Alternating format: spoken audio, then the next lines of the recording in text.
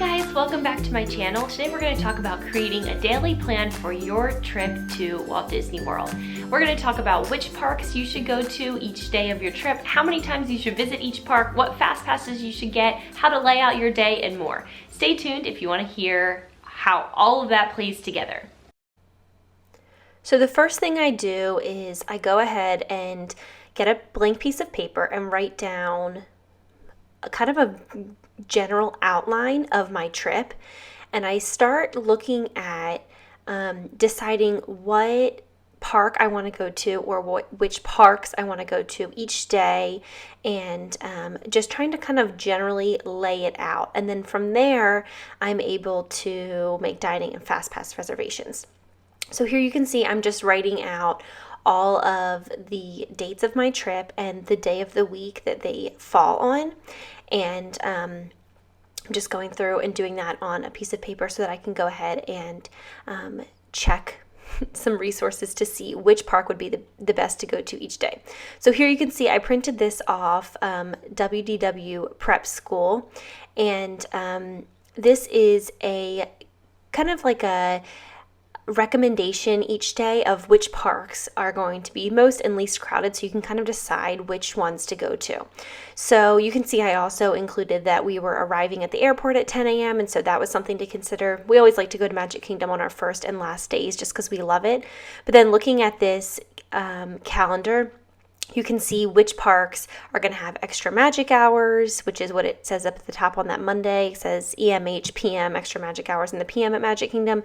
And so you can just see what the crowds are going to be in each park. And from there, I can kind of add. We like to spend a lot of time at Magic Kingdom and a lot of time at Epcot, and usually one day at Animal Kingdom and Hollywood Studios. So you can see I went through and I did all that, and then I'm just double checking it. The next thing is pulling out this Disney Dining Plan PDF, which it was a PDF and I downloaded it. And I usually already have an idea of some of the restaurants that we're interested in seeing. And so since I already had that, I was just kind of flipping through this and reminding myself where we wanted to go and kind of pairing the restaurants based on which parks we were going to be at. And then the circles that I'm writing next to the restaurants are how many credits each one is going to be, because we were on the dining plan for this trip. So this is me like planning. This is how I did it, but I don't have this scrap paper. So this is me kind of showing you what I did from our trip in January. So each of those little circled numbers, if it's a snack, then I'm saying that that's a snack credit or 2 snack credits. If it's a quick service meal, I have 1 quick service, and if it's a table service, I write 1 TS. And then at the end, I can count them up and make sure that I've done the correct amount for the amount of days that we're going to be there. So for a trip like this, which was 7 days and 6 nights, we got 6 table service credits, 6 quick service credits, and 12 snack credits. And so it's just kind of hard to kind of keep those all straight. And so that's what I'm doing here. I'm kind of thinking through where I want to go and what day I want to go, and if I want to go breakfast, lunch, or dinner, and if we're doing 2 parks in one day, which park are we going to go to first, and where are we going to eat first.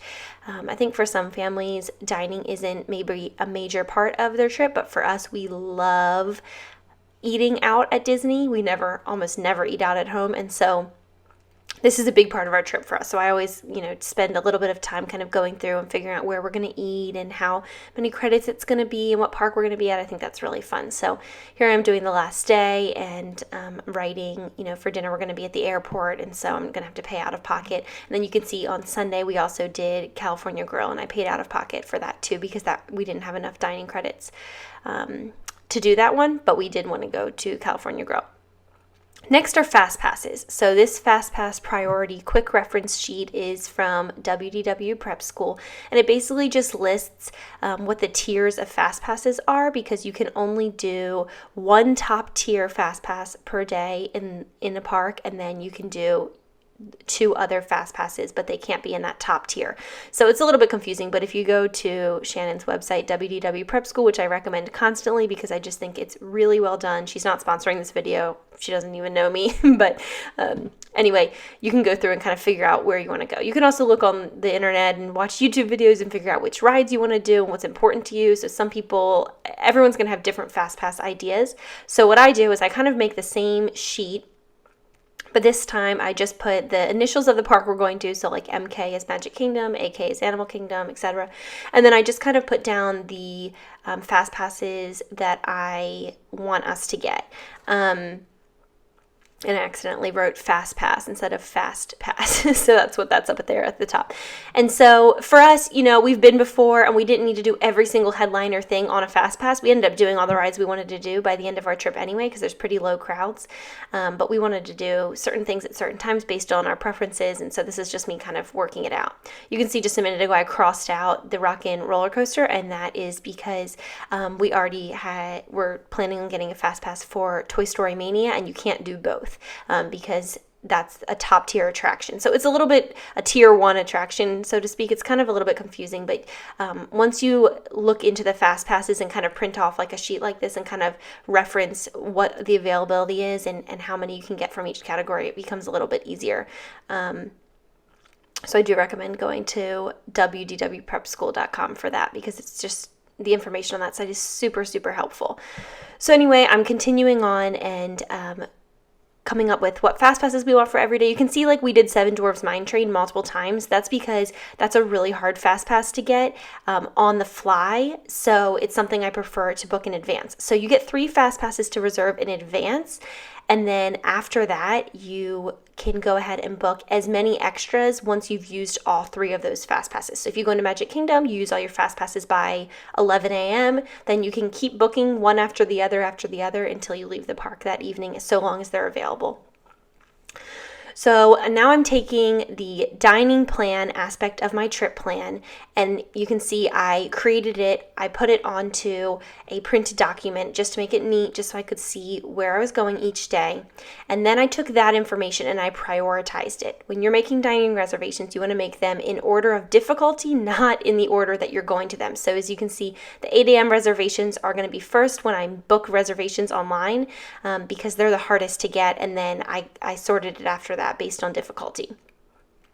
Now I'm taking my fast pass reservations plus those Disney dining reservations that I had just created, and I put it all into one neat trip plan. So here I'm going to zoom in so you can see it a little bit easier.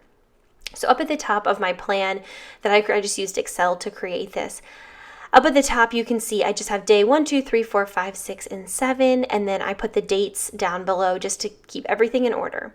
Then below that, I put the name of the parks we were going to on each day, as well as the hours they were going to be open and if they had extra magic hours. Then, of course, breakfast, lunch, and dinner are below that, and so based on what I had already planned, I put in the breakfast times and the lunch times and the dinner times, and then at the bottom, the fast passes that I snagged for that day. So once all of that is done, I just take this plan and I print it out and I carry it with me into the parks, or I take a picture of it on my phone and I use that to keep myself on track every day. It's flexible, but it also provides an outline of my days, and it works great. Thank you so much for watching. I hope you enjoyed this video on how to create a daily plan for your trip to Walt Disney World. Let me know if you have any special tips, and be sure to like this video and subscribe if you're interested in more Disney related content. Happy planning!